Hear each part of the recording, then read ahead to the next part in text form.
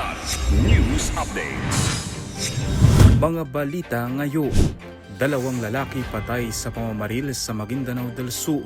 Pagdinig ng ICC sa Jurisdiction Challenge sa April 22, hindi dadaluhan ni Duterte. 100 million pesos na halaga ng smuggled cigarettes nasabat sa Bulacan. 19 arestado. Ako po si Cesar Soriano para ihatid ang mga nangungunang balita sa buong kapuluan. Ngayon, Dead on the spot ang dalawang lalaki matapos pagbabarilin ng hindi pa nakikilalang sospek sa barangay Damawato, Dato Paglas, Maguindanao del Sur nitong Martes ng umaga, Abril 14. Kinilala ang mga biktima na si Ibrahim Matukan Pigkaulan alias Weng at isang nakilala lamang sa pangalang Kri, kapwa residente ng nasabing bayan. Ayon sa pulisya, sakay ng motorsiklo ang mga biktima ng pagbabarilin mula sa likuran bandang alas 9:45 ng umaga na agad nilang ikinasawi. Mabilis na tumakas ang mga sospek matapos ang insidente.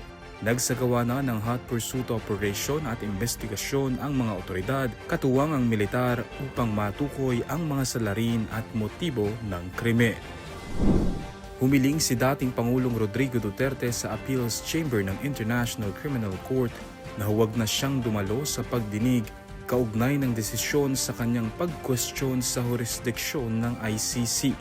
Sa inihaing request ng kanyang abogado na si Nicholas Kaufman noong Abril 13, sinabi ng defense team ng Pangulo na pumayag siyang katawanin ng kanyang legal counsel para saksihan ng pagbaba ng desisyon sa kanyang jurisdiction challenge.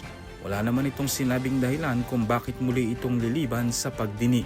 Matatandaang ibinasura ng ICC Pretrial Chamber ang kanyang mosyon laban sa jurisdiksyon noong Oktubre 2025. Ngunit noong Nobyembre 2025, mapila si Duterte upang baligtarin ang naturang desisyon. Huling nagpakita sa hearing ng ICC si Duterte noon pang March 14, 2025, na una ring beses nitong humarap mula nang makulong sa dahig sa kaparehong buwan. Arestado ang 19 na katao at nasamsam ang tinatayang 100 million pesos na halaga ng iligal na sigarilyo sa Baliwag City, Bulacan nitong Abril 14.